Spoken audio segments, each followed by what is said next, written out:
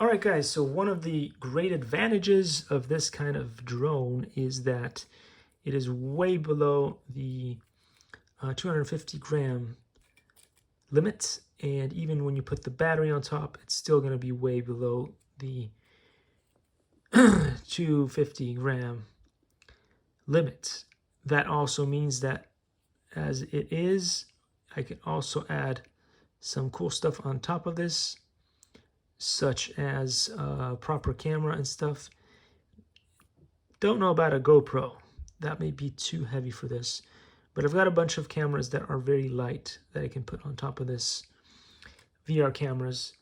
And they will work pretty well, I would imagine. So that will be cool that I could do digital while seeing analog with crossfire, which means hopefully good range. I mean, that was the whole point of getting this, was to get better range than what I usually Likey